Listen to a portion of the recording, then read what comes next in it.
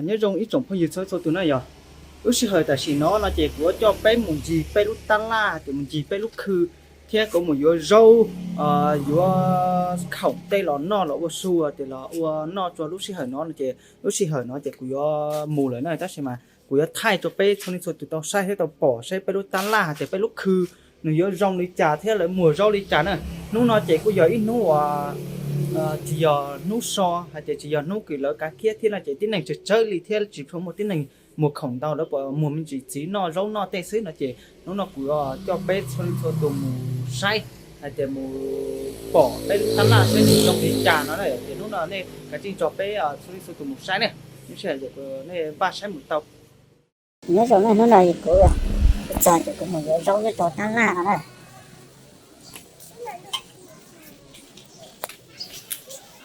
nó chúng rau nhiều là suy ở một rau không nhiều rau nè rau xe mà rau tóc thì là đẹp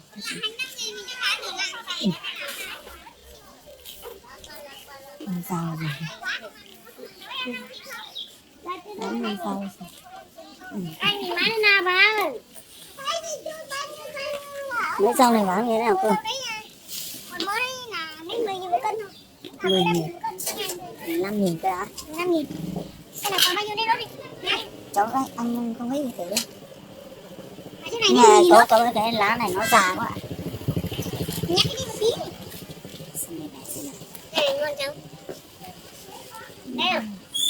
Xem nó cái lá ngọ. Cái ngọ này xem. Đâu đây 20.000 cân cho. 20 kìa. Đây là 10 này.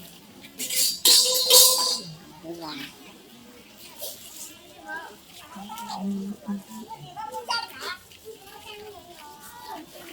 Đấy nó 10.000 đâu.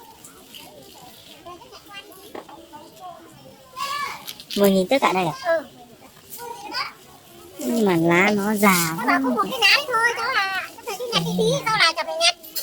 Cháu nào chả phải nhặt đây. Họ mua hết rồi, hàng bao nhiêu một đống tùng như này, 170 cân một. Còn mua cái này thôi. Cái bán như thế cháu đấy. nó Bác còn bán 2.000 cân.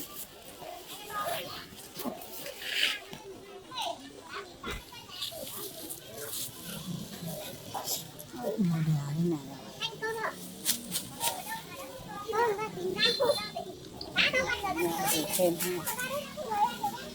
nó từ sau được nó đỡ rồi này cái nó xí được lên nghe trời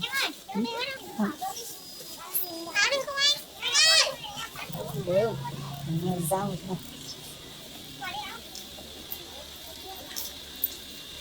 khá là mỡ này không tối như thế này tôi cần to nè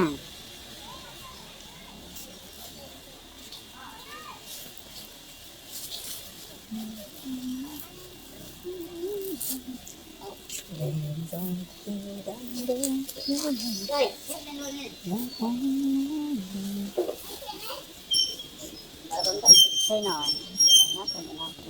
tàu đó tàu đây một thơ hết rồi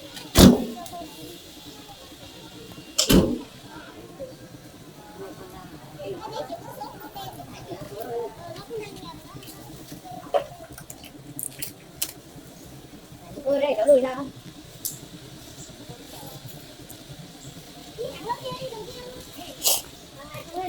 Mất nhiều lắm.